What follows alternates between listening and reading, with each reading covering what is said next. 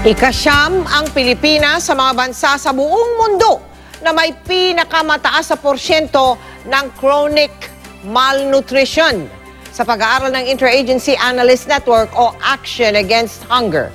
Isa sa bawat 3 Pilipino ang malnourished. Sa pagdiriwang ng National Nutrition Month ngayong Hulyo, inilunsad natin ang ating taunang 120-day feeding program, ang Give a Gift, Feed a Child Project. Ang ating benepisyaryo ngayong taon, ang bayan ng Presentasyon sa Camarines Sur. Sa isang bayang napapaligiran ng karagatan, gaano nga ba kadalas makapag-uwi ng nahuling yamang dagat ang kagaya ng mangingisdang si Ian? Sagana sa biyaya ng dagat ang bayan ng Presentasyon dito sa Camarines Sur. Kaya marami sa mga taga rito, pangingisda ang ikinabubuhay. Ngunit ang kanilang mga nahuhuli, bihira lang daw nilang maihain sa kanilang hapagkainan.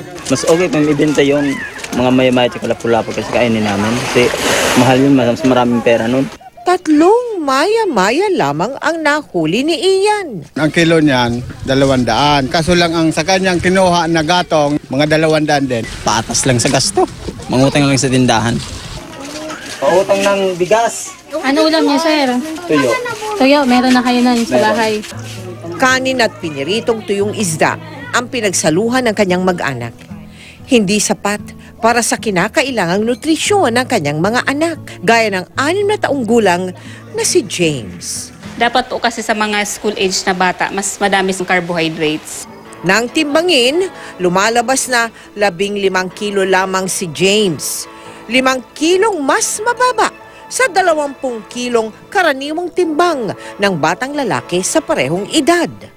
Kabilang si James sa mahigit 300 kabataan mula sa Presentasyon Camarines Sur na ating tutulungan sa ating Give a Gift, Feed a Child Project.